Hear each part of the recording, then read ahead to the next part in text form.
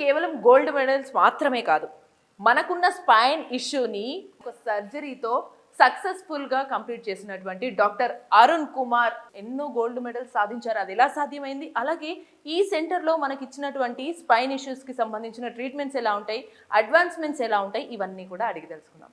చలో.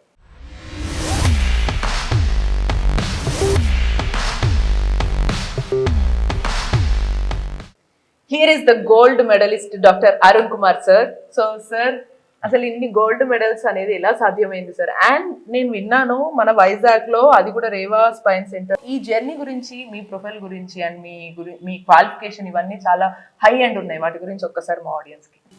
నేను ఎంఎస్ చేసే టైంలో, అంటే ఎంఎస్ ఆర్థోపెడిక్స్ ఇదంతా చేసే టైంలో చిన్న లాక్యనే ఉండేది. అంటే స్పైన్ కానీ, స్పైన్ ఇంజరీస్ కానీ, స్పైన్ తాలూకా డిపార్ట్మెంట్ కానీ అంత ఇవాల్వ్ కాలేదు. అంటే అదొక సపరేట్ స్పెషాలిటీ అని కానీ, లేకపోతే దాంట్లో ఉన్న ఆ డిజీజ్ని మనం సింపుల్గా మనం హ్యాండిల్ చేయగలుగుతామని కానీ, అలాంటి ఒక సపరేట్ సెగ్మెంట్ ఎప్పుడు ఉండేది కాదు. సో అది గ్రాడ్యువల్గా ఇవాల్వ్ అవుతూ వచ్చింది. అండ్ ఒక్కసారి ఎంఎస్ అయిపోగానే ఆ ఇంట్రెస్ట్ చాలామంది మై కలీగ్స్ కానీ, మై ఫ్రెండ్స్ కానీ, మై బ్యాచ్మేట్స్ కానీ, they were into joint replacements అని వాళ్ళ ఇంట్రెస్ట్ అందులో ఉండింది. But my interest from day one ఆ స్పైన్ ఫోకస్డ్గానే ఎందుకో ఉండింది. అండ్ ఒక్కసారి ఎంఎస్ ఆర్థోపెడిక్స్ అయిపోయిన తర్వాత I started my spine journey. And జర్నీలో we did various fellowships including ఇక్కడ and all the reputed institutions across the globe. ఇంకా చెప్పాలి అంటే one of the biggest main thing ఏంటి అంటే one of the biggest child deformity centre అంటాం. అంటే చిన్నపిల్లలకి వెన్ను వంకర్లు వస్తూ ఉంటాయి, వెన్ను వంపులు వస్తూ ఉంటాయి. పుట్టుకతోనే కొంచెం వంగినట్టు, లేకపోతే వెన్నెముక స్ట్రైట్గా ఉండకుండా వంపులు ఉన్నట్టు, సగం ఫామ్ అయ్యి సగం ఫామ్ అవ్వకుండా, సో ఇవన్నీ ఉంటూ ఉండేవి. అల్టిమేట్లీ అలాంటివి నేర్చుకోవాలని చాలా బాగా ఇంట్రెస్ట్ ఉండేది. సో ఒక్కసారి అది అవ్వగానే I applied in to that university, the biggest centre for addressing spinal deformities అంటూ ఉంటాం. సో ఒకసారి అక్కడ ఎంటర్ అవగానే the whole perception has changed. ఇంకా అక్కడి నుంచి జర్నీ స్టార్ట్ అయింది. అండ్ స్పైన్, ఎక్స్క్లూజివ్ స్పైన్, ఇంకా అప్పటి నుంచి ఓన్లీ స్పైన్.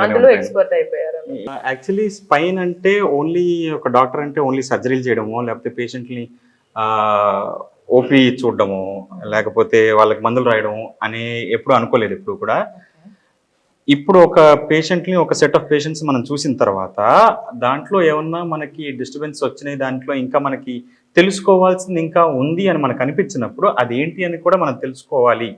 అండ్ దానికోసం ఒక రీసెర్చ్ అనే కాన్సెప్ట్ కూడా మనం చూడాలి. అంటే ఉన్న డేటా ఏదైతే ఉంటుందో ఆ డేటాను అంతా తీసుకోవడం, దాన్ని అనలైజ్ చేయడం, అండ్ దాన్ని బట్టి కొత్తగా ఏమన్నా ట్రీట్మెంట్లు ఏమన్నా కొత్తగా మనం ప్రపోజ్ చేయగలుగుతామా అనే కాన్సెప్ట్లు ఎప్పుడు ఉండేది. సో ఇది ఒక పాత్ చూపిస్తే ఎప్పుడు దీంట్నే ఎందుకు ఫాలో అవ్వాలి అనే కాన్సెప్ట్ ఉండేది. సో దీంట్లో ఆల్టర్నేట్ పాత్ ఇంకోటి ఉంది కదా, వెళ్తే ఏమవుతుంది అంటే దాంట్లో అనలైజ్ చేసిన తర్వాత మనకు తెలుస్తూ ఉంటుంది. సో అల్టిమేట్లీ ఆ రీసెర్చ్ కాన్సెప్ట్ వచ్చిన తర్వాత వచ్చిన మెడల్స్ ఇవన్నీ కూడా. సో ఇందులో చూసుకుంటే చాలా మెడల్స్, ఒకటి 24లో వచ్చిన గోల్డ్ మెడల్. ఇది యాక్చువల్లీ నాకు ఎండోస్కోపిక్ స్పైన్ సర్జరీ గురించి వచ్చింది. One of the latest development in to spine. So అది ఎండోస్కోపిక్ స్పైన్ సర్జరీ అంటాం. అందులో ఉన్న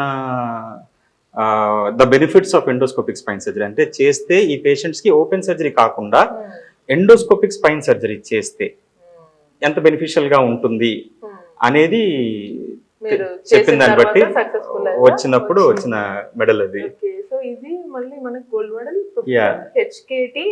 హెచ్కేటి రాజా, ప్రొఫెసర్ హెచ్కేటి రాజా అని is very old timer spine surgeon అనమాట. సో ఆయన పేరు మీద వచ్చింది. అండ్ ద సేమ్ యాగ్రేశ్వరుడు గోల్డ్ మెడల్ అనేది కూడా ఆయన ఆంధ్రాలోనే one of the biggest legendary orthopaedicians. ఇప్పుడు ఆయన పేరు మీద పెట్టిన మెడల్స్ అవన్నీ కూడా. సో ఇది కూడా అంతే. లోపల మనం మినిమల్లీ ఇన్వేజివ్ స్పైన్ సర్జరీ అంటే ఇప్పటిదాకా స్పైన్ సర్జరీ అంటే ఓన్లీ ఓపెన్ చేయడం, ఒక చిన్న ఇంత డిస్క్ తీయడానికి ఆల్మోస్ట్ 10-15 స్టిచెస్ దాకా కోసి ఆ డిస్క్ తీయాల్సిన పరిస్థితి ఉండేది. సో అలా కాకుండా over a period of time we have seen ఇదొకటే కాదు, మనకి ఇంకా మినిమల్లీ ఇన్వేజివ్ కాన్సెప్ట్స్ అనేవి ఉన్నాయి. సో చిన్న చిన్న కోతల్లోనే మనం ఆ సర్జరీ అనేది పర్ఫెక్ట్గా చేయగలుగుతాము, సింపుల్గా చేయగలుగుతాము. And without major blood loss మనం దాని నుంచి ఆ డిస్క్ ని తీసేసి ఆ డిసీజ్ ని క్యూర్ చేయగలుగుతాము అనే అంటే కాన్సెప్ట్ లో ఎక్కువగా వచ్చాయి. చాలా ఇబ్బందికరంగా చేసేది కాస్త మీరు చాలా ఈజీగా సింపుల్ గా and at the same time effective గా చేసేలాగా చేశారు. కరెక్ట్. అండ్ ఇదంతా ఎందుకు అంటే ఫాస్టర్ రీహాబ్. దీని గురించి స్పెషల్ గా మాట్లాడుకోవాలనుకుంటా I think so. And there are multiple ఈ SM Tully award for the best case which I have dealt. కేసుని ఎలా హ్యాండిల్ చేయగలిగాం, ఆ హ్యాండిల్ చేసిన కేసు when I showed it to the regular orthopaedicians, మొత్తం కంట్రీలో ఉన్న ఆర్థోపెడిషియన్స్ కి ఆ కేసు ఎప్పుడైతే షేర్ చేసామో they felt that this was the best case handled in that year అన్నట్టు వచ్చిన. అంటే ఏంటి సార్ ఆ కేస్ కొంచెం డీటెయిల్ గా మనం ఒకసారి మన ఆడియన్స్ కి. అంతకుముందు ఏదైతే ఉందో మనం స్పైన్ సర్జరీ అనేది జరిగిన తర్వాత, స్పైన్ సర్జరీ జరిగిన తర్వాత కొంతమందికి నొప్పులు వస్తూ ఉండేవి. ద రీజన్స్ ఫర్ దట్ ఏమేమి రేర్ రీజన్స్ ఉన్నాయి, సో ఆ రేర్ రీజన్స్ ని ఎలా కనిపెట్టాము అండ్ కనిపెట్టిన రీజన్ ని ఎలా రెక్టిఫై చేయగలిగాము was one of the main criteria. అంటే ఒకసారి సర్జరీ అయిపోయిన తర్వాత కూడా ఒకేలే నొప్పి భరించాలి అనే పరిస్థితి లేకుండా దాన్ని కూడా మళ్ళీ అంటే అవును సర్జరీ అయిందనుకో ఒక బెనిఫిట్ ఉండాలి కదా అనే ఒక ఇంటెన్షన్ తో వచ్చింది కావచ్చు. కరెక్ట్. సో రైట్ సార్, ఒక మీ ప్రొఫైల్ ఇవంతా కూడా చాలా ఇంట్రెస్టింగ్ గా ఉంది. ఎట్ ద సేమ్ టైం మనం ఒకసారి ట్రీట్మెంట్ ఇవన్నీ కూడా మన సర్వీసెస్ హాస్పిటల్ ఎలా ఇస్తారో ఒకసారి తెలుసుకుందాం. Yeah sure.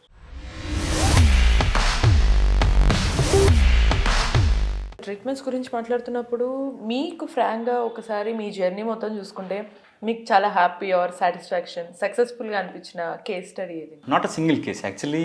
ఒక సెగ్మెంట్లో ఉన్నప్పుడు చిన్న డిస్క్ ప్రాబ్లం ఉంది అనుకుందాము. ఆ డిస్క్ తీయాలి అంటే కంప్లీట్ ఓపెన్ చేసి లోపలికి వెళ్ళి ఆ బోన్స్ అన్ని కట్ చేసి ఆ లిగమెంట్స్ అన్ని కట్ చేసి మసిల్స్ కట్ చేసి లోపలికి వెళ్ళి ఇంత డిస్క్ పీస్ తీసేవాళ్ళం. సో ఇంత డిస్క్ పీస్ తీయడానికి ఆల్మోస్ట్ ఇంత కోత ఉండేది అనమాట, చాలా పెద్దగా ఉండేది. అండ్ అల్టిమేట్లీ వాళ్ళకి దానివల్ల వచ్చే కాలు నొప్పి తగ్గిపోయినా సరే, డిస్క్ ప్రాబ్లం వల్ల కాలు నొప్పి వచ్చింది, ఆ కాలు నొప్పి తగ్గిపోయినా సరే నడుము నొప్పి ఎక్కువగా చెప్పేవాళ్ళు. సో అలాంటి సినారియో నుంచి ఒక్కసారి ఎప్పుడైతే ఎండోస్కోపిక్ స్పైన్ సర్జరీ అనేది వచ్చినప్పుడు నేను ఎప్పుడైతే అది స్టార్ట్ చేశానో I have seen a tremendous satisfaction among patients. So ఒక్కసారి ఆ సాటిస్ఫాక్షన్ పేషెంట్స్లో మనం చూడగానే సేమ్ సాటిస్ఫాక్షన్ నాలో కూడా వస్తూ ఉంటుంది. Ultimately what you require as a doctor, ఎదుర్కొన్న పేషెంట్ నవ్వితే నాకు నవ్వు వస్తుంది, ఎదుర్కొన్న పేషెంట్ బాధపడితే ultimately I can't smile, I don't know how to go forward, చాలా ఇబ్బందిగా అనిపిస్తూ ఉంటుంది. సో అలాంటి సిచ్యువేషన్స్లో ఈ ఎండోస్కోపిక్ స్పైన్ సర్జరీ ఎప్పుడైతే చేస్తామో అదే డిస్క్ తీయడానికి ఇంత చిన్న చిన్న హోల్స్ లైక్ 8 mm హోల్స్ నుంచి కెమెరా లోపలికి పంపించి ఏమి బోన్ కట్ చేయకుండా, మసిల్ కట్ చేయకుండా, లిగమెంట్స్ కట్ చేయకుండా డైరెక్ట్గా ఆ డిస్క్ పీస్ దగ్గరికి వెళ్ళి ఆ పీస్ వరకు తీసి ఆ నర్వ్ని ఫ్రీ చేస్తూ ఉంటాం. అండ్ అలా చేసినప్పుడు మార్నింగ్ చేస్తే బై ఈవినింగ్ ఆ పెయిన్ ఫ్రీతో వాళ్ళు నడవాలి, మెట్లు ఎక్కుతారు, దిగుతారు and they'll get discharged on the same day it self. So అంటే అంత చేంజ్ ఒక్కసారిగా మీరు తీసుకొచ్చిన తర్వాత ఆఫ్ కోర్స్ ఇంకా అది మొత్తం ఒక టర్నింగ్ పాయింట్ అయిపోయి ఉండొచ్చు. ఒక మొత్తం ఈ స్పైన్ జర్నీకి మీకే కాదు మొత్తం ఓవరాల్ మెడికల్ డిపార్ట్మెంట్లోనే అయ్యి ఉండొచ్చు sir. But at the same time మీకు కొంచెం డిస్సాటిస్ఫాక్షన్తో లేదా పేషెంట్స్ కొంచెం కోఆపరేట్ చేయకనో అట్లా మిస్ అయిన అటువంటి ఆపరేషన్స్ కానీ కేసెస్ ఏమైనా ఉన్నాయి? ఎనీ సర్జన్కి కొంత ఎవరైతే కొంచెం డిస్సాటిస్ఫైడ్గా ఉంటారో వాళ్ళంతా తెలుస్తూ ఉంటారు, ఈజీగా వీ కెన్ ఐడెంటిఫై దెమ్ అనమాట. అలాంటిది ఇప్పుడు నేను ఏదైతే ఈ జర్నీలో ఎండోస్కోపిక్ స్పైన్ సర్జరీ అనేది ఎంత సక్సెస్ఫుల్ అని చెప్పానో, ఇంకా కొన్ని కండిషన్స్లో we are not able to get the 100% result. Okay. అలాంటి వన్ సచ్ కండిషన్ ఏంటి అంటే, ఇప్పుడు యాక్సిడెంట్ అవుతుంది, యాక్సిడెంట్ అయిన తర్వాత ఎముక విరుగుతుంది, వెనకాల వెన్నెముక విరిగింది అనుకుందాం. విరిగినప్పుడు వెనకాల ఉండే మెయిన్ స్పైనల్ కార్డ్ ఏదైతే ఉంటుందో అది డ్యామేజ్ అవుతుంది. అది డ్యామేజ్ అయిన తర్వాత మనం దాన్ని వితిన్ అవర్సే మనం సర్జరీ చేసి దాని మీద ఇంకేమీ ఒత్తిడి లేకుండా, ఏమీ ప్రెషర్స్ ఏం లేకుండా దాన్ని డీకంప్రెస్ చేసి కరెక్ట్గా అంతా స్టెబిలైజ్ చేస్తున్నాం. చేసిన తర్వాత కూడా చేయకముందు ఒకసారి యాక్సిడెంట్ అవ్వగానే వాళ్ళ కాళ్ళు చచ్చిపడిపోతున్నాయి, ఎందుకంటే నరం డ్యామేజ్ అయిపోతుంది, కాళ్ళు చచ్చిపడిపోతున్నాయి. అలాంటి వాళ్ళకి మనం సర్జరీ చేసిన తర్వాత కూడా కొంతమందికి, ఆల్మోస్ట్ సగం మందికి అనుకోవచ్చు, మళ్ళీ ఆ పవర్ తిరిగి రావట్లేదు. అంటే వాళ్ళు నడవగలిగేంత పవర్ రావట్లేదు, వాళ్ళు మళ్ళీ నార్మల్ లైఫ్ లీడ్ చేయగలిగేంత పవర్ రావట్లేదు, వాళ్ళు మళ్ళీ తిరిగి నవ్వి అటు ఇటు వాళ్ళ పని వాళ్ళు చేసుకునేంత పవర్ రావట్లేదు. అల్టిమేట్లీ అలాంటి వాళ్ళని ఫాలోఅప్స్లో కంటిన్యూస్గా చూస్తున్నప్పుడంతా కూడా అదే అనిపిస్తూ ఉంటుంది. ఇంత ఇవాల్వ్ అవుతున్నాము, ఇంత మెడికల్ ఫీల్డ్ ఇంతలా బయటకు వస్తుంది కానీ ఒకే ఒక కండిషన్లో ఇంకా అంతలాగా మనం ముందుకు సొల్యూషన్ వెళ్ళలేకపోతున్నాము ఏంటి రాలేకపోయింది అనేది. అనేది. అది one of the most and dissatisfying that మీరు థింగ్స్ ప్రతి ఎప్పుడైనా. చిన్న ఒక ఇష్యూనే ఇంత రీసెర్చ్ చేసి ఒక సొల్యూషన్ తీసుకొచ్చినప్పుడు మీకు ఇంకొంచెం ఎక్కువ డిస్సాటిస్ఫాక్షన్ ఉండడంలో డెఫినెట్లీ, ఎందుకంటే ఆ అవసరం లేదు. రీసెర్చ్కి కూడా ఇచ్చే ఇంపార్టెన్స్ అలా ఉంటూ ఉండేది ఎప్పుడైనా సరే. అండ్ అది చేసిన తర్వాత ఇంత రీసెర్చ్ చేస్తున్నాం, ఇంత చేస్తున్నాం, ఇన్ని గోల్డ్ మెడల్స్ వస్తున్నాయి, బట్ ఈ సెగ్మెంట్లో మాత్రం I'm not able to take a step forward. Not only me, many people around the globe చాలా మంది ట్రై చేస్తున్నారు, బట్ స్టిల్ వీఆర్ నాట్ 100% దాట్ successful పర్టికులర్ అవ్వలేదు. Stage. Hope next maybe me next gold medal గోడ మీద ఎక్కేది ఆ particular case study మీద అయ్యి ఉండాలనుకుంటున్నాను సార్. హోప్, బట్ నేననే కాదు, ప్రపంచంలో ఎవరు చేసినా I will be the most happiest person if it is possible. And at the same time ఇప్పుడు ట్రీట్మెంట్స్ ఇవన్నీ కూడా మీకు సక్సెస్ఫుల్ అనిపించవచ్చు, బట్ పేషెంట్స్ ఇన్ జనరల్గా మీ దగ్గరకు వచ్చినప్పుడు ఎక్కువగా ఈ స్పైన్ ఈ డిస్క్ ఇష్యూస్లో వాళ్ళు చేసే మేజర్ మిస్టేక్స్ ఏంటి సార్? ఒకటి, ఈ మధ్య కాలంలో ఒకప్పుడు డిస్క్లు అంటే ఎల్డర్లీ ఏజ్ గ్రూప్ అంటే అబౌవ్ 50, అబౌవ్ 60 అలాగ బ్యాక్ పెయిన్స్ చూసేవాళ్ళం. కానీ ఈ మధ్య నా ఓపీడీ ఈరోజు ఒక 56 మెంబర్స్ ఓపీ వచ్చారు. అందులో చూసుకుంటే there are around 30% in the age group of 15 to 35. Oh my God, అంటే సగం మంది Very ఇప్పుడు young. వెరీ యంగ్, 15 అంటే ఇంటర్ చదువుతున్నారు, స్కూల్ చదువుతున్నారు, వాళ్ళు కూడా బ్యాక్ పెయిన్తో వచ్చారు, వాళ్ళు కూడా డిస్క్ ప్రాబ్లంతో వస్తున్నారు. అవన్నీ చూస్తే ఎంఆర్ఐ చూస్తే ఇంత పెద్ద పెద్ద డిస్క్లు ఉంటున్నాయి and they are suffering a lot. And the reasons are unknown, ఎందుకంటే చాలా మల్టిపుల్ రీజన్స్ ఉంటూ ఉంటాయి దానికి. అండ్ ఒకటి ఏంటి అంటే మరీ చిన్నపిల్లల్లోనే వస్తుంది అంటే కనుక వాళ్ళ nutritional supply to the disc అంత బాగుండకపోయి ఉండొచ్చు. 2, మన లైఫ్ స్టైల్ ఏదైతే ఉందో కంటిన్యూస్గా ఒకే చోట అలా కూర్చుండిపోవడం, కూర్చుని చదువుకోవడం, కూర్చుని కంప్యూటర్లో వర్క్ చేసుకోవడం. అండ్ ఒక్కసారి మార్నింగ్ 8 o'clockకి కూర్చుని లాగిన్ అయ్యి, సాఫ్ట్వేర్ భాషలో చెప్పాలంటే లాగిన్ అయ్యి కూర్చున్నారు అంటే ఇంకా ఈవినింగ్ 5-6 దాకా కంటిన్యూస్గానే కూర్చుంటున్నారు. They are not even standing up, they are not even roaming around. And lack of activities, lack of morning activities ఏమీ చాలామందికి ఉండట్లేదు, which is a very very big issue. And దానివల్లే వచ్చిన మళ్ళీ indirect thing is obesity leads to back pain leads to again inactivity, again that leads to obesity. ఇది ఒక vicious cycle, ఒక cycle అయిపోయింది. సో ఇలాంటి సినారియోస్ చాలా ఎక్కువ అయిపోతున్నాయి యంగ్స్టర్స్లో ఎస్పెషలీ. అందుకనే ఇన్ని బ్యాక్ పెయిన్స్ యంగ్స్టర్స్లో ఎక్కువ చూడాల్సి వస్తుంది. అంటే కంప్లీట్గా వాళ్ళని కూడా బ్లేమ్ చేయలేము, ఎట్ ద సేమ్ టైం వాళ్ళకున్న సిచ్యువేషన్ సరౌండింగ్స్ అలా ఉన్నాయి. సో అట్లీస్ట్ పక్క 100%, 95% అట్లీస్ట్ కొంచెం ఎఫర్ట్ పెట్టి ఫిజికల్ ఎక్సర్సైజ్ అనేది ఉంచుకోవాలంటారు. 100% ఎఫర్ట్ పెట్టాలి, 95% ఎందుకు? When it is about your health, no, it is your body, it's your health, there is no compromise in your health. So you can compromise, మీరు compromise అవ్వచ్చు మీ వర్క్లో, మీరు కాంప్రమైజ్ అవ్వచ్చు మీరు స్టడీస్లో, మీరు కాంప్రమైజ్ అవ్వచ్చు మీ ఎనీ అదర్ ఎక్స్ట్రా కరిక్యులర్ యాక్టివిటీస్లో, but you shouldn't not compromise on your health and in the sense fitness at least. So definitely అందులో కాంప్రమైజ్ అయ్యాము అంటే ఇంకా మిగతావన్నీ ఆటోమేటిక్గా కాంప్రమైజ్ అయిపోయినట్టే. బికాస్ హెల్త్ కరెక్ట్గా లేకపోతే వర్క్ సరిగ్గా చేయలేరు, చదువుకుని సరిగ్గా ఉండదు, and any other activities you have to compromise. అదే మీరు ఇందాక అన్నట్టు మొత్తం సైకిల్. సో సార్ ఇక్కడ మళ్ళీ కొన్నిసార్లు ఓకే వాళ్ళని బ్లేమ్ అయితే చేయలేము, పేషెంట్స్ ఎవరు కూడా కావాలని కూడా కొన్నిసార్లు హెల్త్ని పాడు చేసుకోవాలనుకోరు. బట్ ఒకటి ఏంటంటే ఏదైనా ఇష్యూ వచ్చింది అని అంటే వెంటనే ఈజీ వే ఆఫ్ రిలీఫ్ చూస్తూ ఉంటారు. సో అలా ఇప్పుడు నడునొప్పి వచ్చింది అనగానే వెంటనే ఈ మధ్య బయట కొంచెం ఎముకలు ఇరుస్తాము, వెంటనే మీ నడునొప్పి మటుమాయం అనే ఫీలింగ్లో బాగా అది ఎక్కువగా అలవాటు పడిపోతున్నారు. సో దానివల్ల ఎంత ఎఫెక్ట్ అయ్యే ఛాన్స్ ఉంటుంది అంటారు? యాక్చువల్లీ నేను ఈ మధ్య చాలా చూస్తున్నాను, చాలా వింటున్నా కూడా.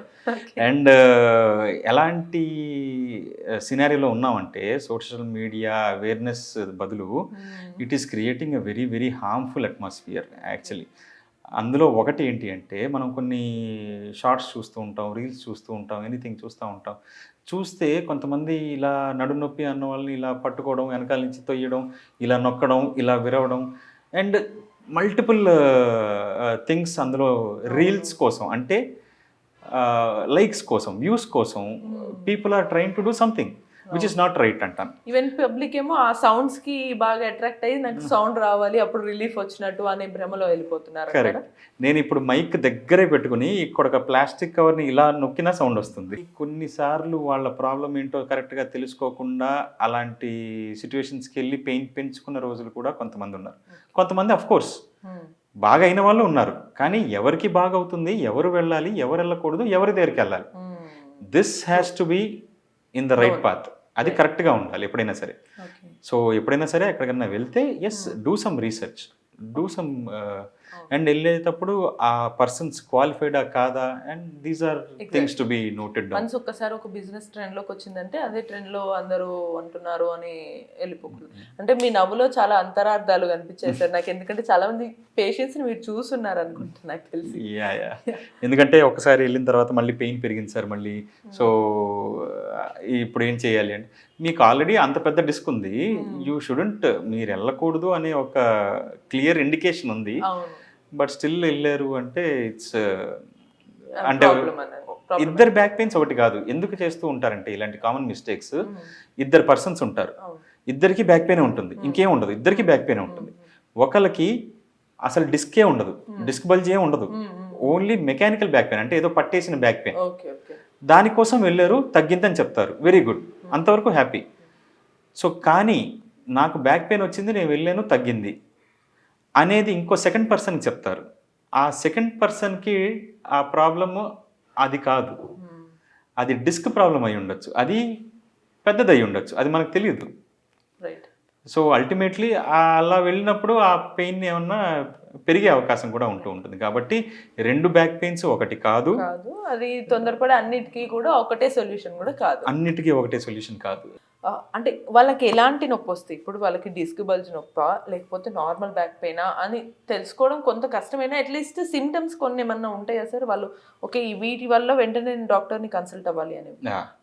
Very good question. ఒకటి, వెంటనే నొప్పి ఈ రోజు పొద్దున వచ్చింది నెక్స్ట్ అవర్ కల్లా డాక్టర్ దగ్గరికి పరిగెత్తాలి అనే కాన్సెప్ట్ అయితే లేదు, నెవర్ ఎవర్, అక్కర్లేదు, అంత ఎమర్జెన్సీ ఏమి లేదు. ఎమర్జెన్సీ సైన్స్ సిమ్టమ్స్ కూడా కరెక్ట్గా ఉంటూ ఉంటాయి కొన్ని సైన్స్. ఎప్పుడైతే మనకి నొప్పి వచ్చింది కానీ తగ్గట్లేదు, కంటిన్యూస్గా అలా ఉండిపోతుంది, మనం రెస్ట్ తీసుకున్నా తగ్గట్లేదు, లేకపోతే చిన్న మసాజ్లు వెనకాల చేయించుకుంటూ ఉంటాం, లేదా హాట్ వాటర్ బ్యాగ్ పెడుతూ ఉంటాం, ఇలాంటివన్నీ చేస్తూ ఉంటాం, అండ్ ఇలా ఒక 2-3 డేస్ చేసినా సరే తగ్గట్లేదు, కంటిన్యూస్గా ఉంది అంటే దెన్ ఎస్ డాక్టర్ని కలవాలి. లేదు మీ కాలంతా కూడా సడన్గా లాగుతోంది, కంటిన్యూస్గా ఇబ్బంది పెడుతోంది, ఒక సయాటికా కైండ్ ఆఫ్ పెయిన్ వస్తుంది, రైట్ ఆర్ లెఫ్ట్ లింబ్ ఏదైనా పర్లేదు, అలాంటిది ఏమన్నా వస్తుంది అంటే ఎస్ అప్పుడు డాక్టర్ని కలవాలి. సో లేదు సడన్గా ఏమన్నా మీకు ఫీవర్తో పాటు ఇలాంటి పెయిన్స్ ఏమన్నా వస్తున్నాయంటే ఎస్ డాక్టర్ని కలవాలి. లేదు సడన్గా మీరు వెయిట్ లాస్ అవుతూ మీరు పెయిన్ ఎక్కువ అవుతుంది అనుకుంటే డాక్టర్ని కలవాలి. ఇలాంటి కండిషన్స్లో మేజర్గా ఎమర్జెన్సీగా డాక్టర్ని కలవాలి తప్ప, లేకపోతే సింపుల్ బ్యాక్ పెయిన్ ఇప్పుడు పొద్దున్నే లేచాను సడన్గా పట్టేసింది వెంటనే డాక్టర్ దగ్గరికి పరిగెత్తాల్సిన అవసరం అయితే నేను చెప్పను, నా దగ్గర రమ్మని కూడా నేను చెప్పను, ఇట్స్ టోటలీ యూస్లెస్.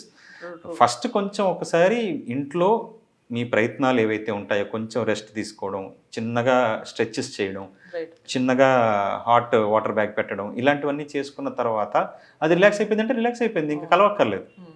అల్టిమేట్లీ అది అయిన తర్వాత కూడా ఇంకా కంటిన్యూస్ పెయిన్స్ ఉంటే మాత్రం డెఫినెట్గా కన్సల్ట్ అవ్వమని చెప్తాను. మీరు చెప్పిన వాటితో పాటు అసలు వాళ్ళ స్పైన్ పైన నుంచి కింద వరకు కంటిన్యూస్ కొన్ని డేస్ వరకు కూడా పెయిన్ కంటిన్యూ అయితే కనుక డాక్టర్ని కన్సల్ట్ అవ్వచ్చు. డెఫినెట్గా కలవాలి. అప్పుడు కొన్ని డేస్గా మనం ఈ ప్రయత్నాలు చేసినా తగ్గట్లేదు, ఒక 2-3 డేస్గా నాకు పెయిన్ తగ్గట్లేదు, కంటిన్యూస్గా ఉందంటే డెఫినెట్గా కలవాలి.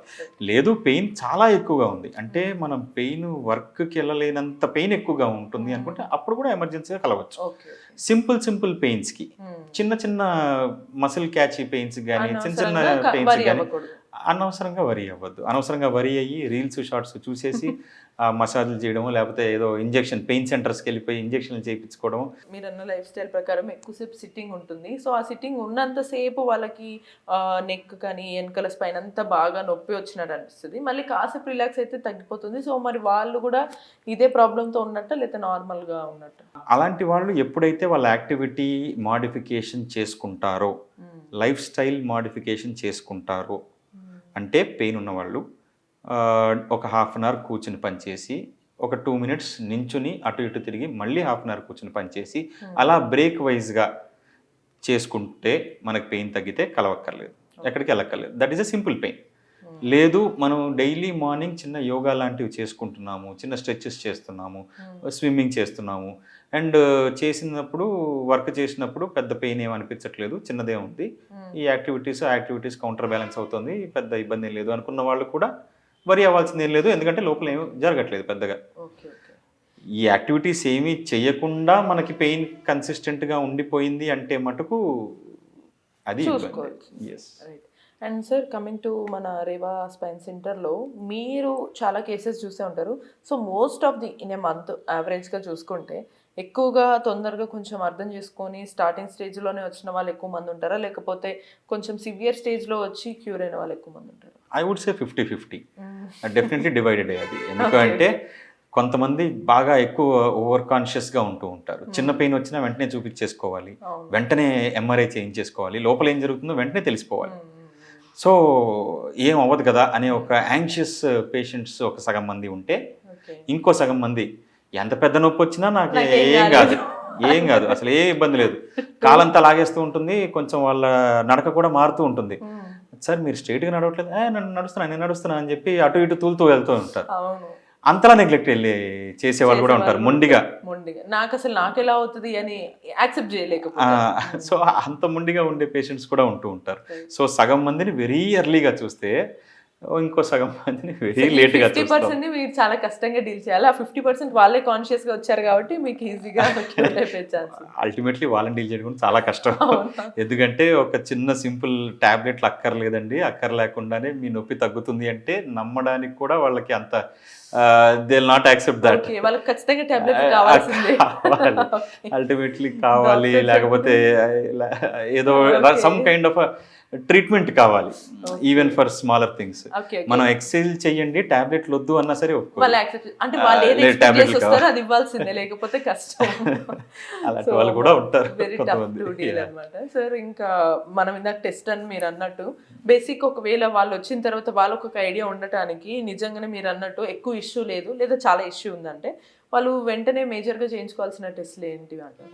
నథింగ్. ఫస్ట్ ఒకసారి నా దగ్గరకు వచ్చిన తర్వాత, జనరలైజ్డ్గా కాకుండా నా ఎక్స్పీరియన్స్ వరకు నేను చెప్తాను. ఫస్ట్ నా దగ్గరకు వచ్చిన తర్వాత పర్సన్కి పెయిన్ ఎన్ని రోజుల నుంచి ఉంది, ఎంతవరకు ఉంది, నాకు ఒక ఐడియా వచ్చేస్తూ ఉంటుంది. అండ్ ఒకసారి నేను పర్సనల్గా ఎగ్జామిన్ చేసిన తర్వాత ఐడియా క్లియర్గా తెలుస్తుంది. సో వాళ్ళకి అసలు వేరే టెస్ట్ అవసరమా లేదా అని కొంచెం అర్థం అవుతూ ఉంటుంది. అండ్ 20-30% మందికి అసలు ఏమీ అక్కర్లేదు అని చెప్పి పంపించేస్తాం. చిన్న మందులు సరిపోతాయి, తగ్గిపోతుంది అని చెప్పి పంపించేస్తూ ఉంటాం. But majority of the people already వాళ్ళ చేతుల్లో ఎంఆర్ఐలు, ఎక్స్రేలు ఉంటూ ఉంటాయి ఆల్రెడీ, లేకపోతే కొంచెం సివియర్గా ఉండే వాళ్ళు ఉంటూ ఉంటారు. అలాంటి వాళ్ళకి ఎగ్జామిన్ చేసిన తర్వాత కూడా కొంచెం ఇంకా డీటెయిల్గా వాళ్ళు తెలుసుకోవాలి, ఎక్స్రే చేయాలి, లేదా ప్రాబ్లం పెద్దగా ఉంది అనిపించినప్పుడు మటుకు ఎక్స్రే చేస్తాము. ఎక్స్రే ఎముకల్లో అలైన్మెంట్ ఎలా ఉంది అని తెలుసుకోవడానికి ఎక్స్రే చేస్తాం. నెక్స్ట్ ఎంఆర్ఐ అనేది లోపల డిస్క్ ప్రాబ్లం ఎంత సివియర్గా ఉంది, నరం ఎంతవరకు ఒత్తుకుంటోంది అనేది తెలుసుకోవడానికి ఎంఆర్ఐ చేస్తాం. సో మెయిన్ ఇవి రెండు కొంచెం ఇంపార్టెంట్. అదర్ టెస్ట్లు ఉంటూ ఉంటాయి, కొంచెం రేర్గా చేసేవి, అందరికీ అవి అవసరం లేదు. కానీ మెయిన్ మాత్రం ఇవి రెండు ఇంపార్టెంట్, సిగ్నిఫికెంట్గా, అంటే కరెక్ట్గా వాళ్ళకి పెయిన్ మ్యాచ్ అవుతోంది, వాళ్ళ కండిషన్ ట్రీట్మెంట్ మనం ఇవ్వడానికి తెలుస్తుంది. అవి తెలియాలంటే ఇవి చేయాల్సి. Correct. Right sir. Before closing మనకు కొన్ని మిత్స్ అయితే డెఫినెట్గా ఉంటాయి సార్ మన పేషెంట్స్కి కానీ ఎవరికైనా సరే. సో వాళ్ళ నుంచే నేను కొంచెం పబ్లిక్ నుంచి కొన్ని పాయింట్స్ తీసుకున్నాను. సో మిమ్మల్ని అందులో వాళ్ళ మిత్స్ ఏవి ఉంటాయి అవి నేను మీకు అడ్రస్ చేసి అడుగుతాను. అవి క్లియర్ కరెక్టా, ఫ్యాక్ట్స్ ఏంటి అనేది కూడా మీరు చెప్పాలి సార్. సో ఒక్కసారి స్పైన్ సర్జరీ చేస్తే ఇంకెప్పటికీ కూడా నేను ప్రాపర్గా నడవలేను అనే ఒక మిత్ ఉంది, అది నిజమా లేకపోతే అసలు ఫ్యాక్ట్ ఏంటి? అది కరెక్ట్ కాదని చెప్తాను. ఎందుకు అంటే ఒకసారి ఎప్పుడైతే మనకి 2 డిస్క్లు ఒకటి కాదు, చిన్న డిస్క్కి సర్జరీ చేసినా తప్పే, పెద్ద డిస్క్కి సర్జరీ చేయకపోయినా తప్పే. సో 2 సపరేట్ కండిషన్స్ ఉంటాయి. చిన్న ప్రాబ్లంకి సర్జరీ చేస్తే నొప్పి అలాగే ఉండిపోతే that will be termed as failure. So అది అలాంటి వాళ్ళని చూసి ఈ పెద్ద డిస్క్ వాళ్ళు భయపడుతూ ఉంటారు. అంటే యాక్చువల్ ప్రాబ్లం ఉన్న వాళ్ళు భయపడుతూ ఉంటారు. సో యాక్చువల్ పెద్ద ప్రాబ్లం ఉండి కాళ్ళులో ఉన్న పట్టు కూడా తగ్గుతుంది అనుకున్న వాళ్ళు కూడా ఇలా భయపడి they are not going ahead with spine surgery. Okay.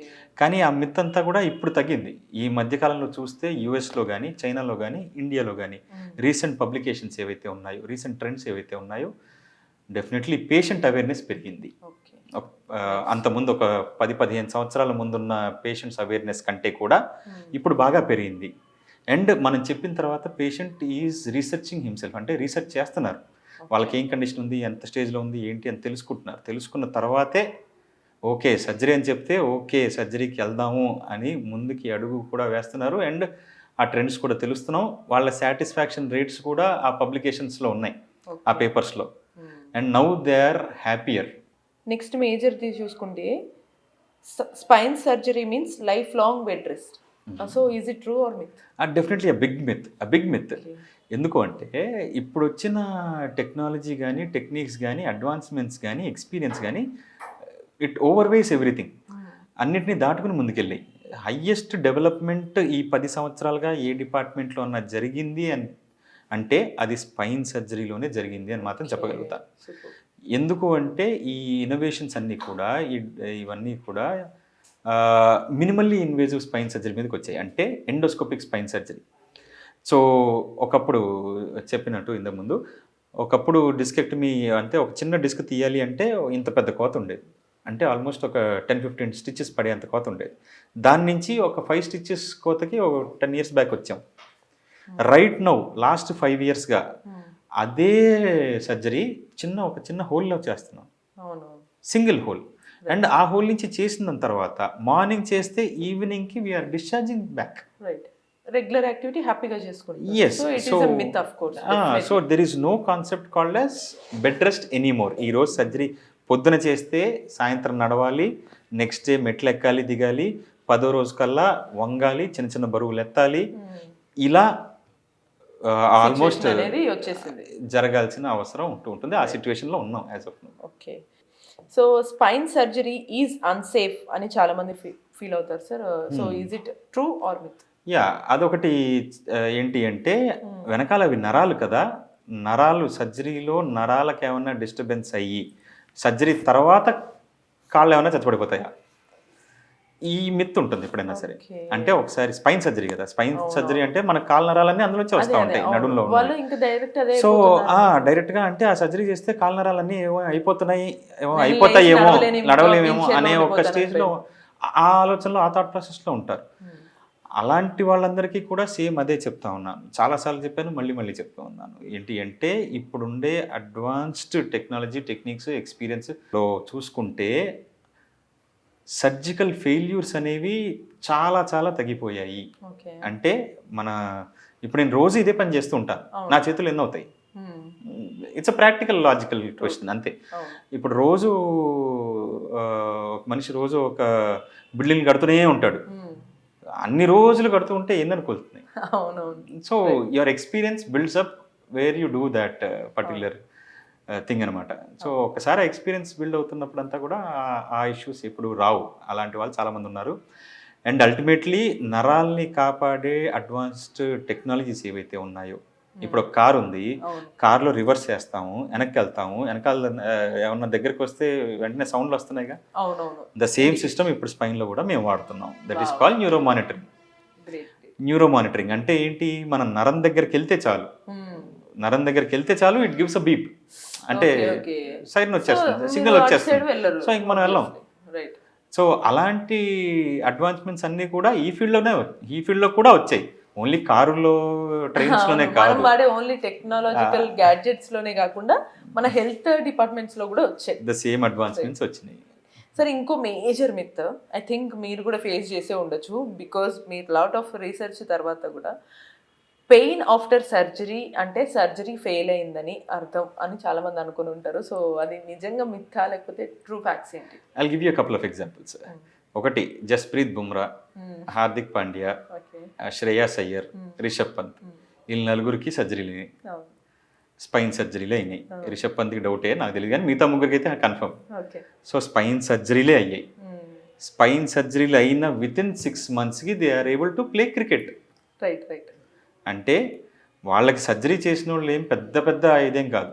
They are also experience from other country అంతే. Right right. అల్టిమేట్లీ వాళ్ళు వేరే కంట్రీకి వెళ్ళి ఎందుకు సర్జరీ చేసుకుంటున్నారు అంటే it's not because of the surgeon.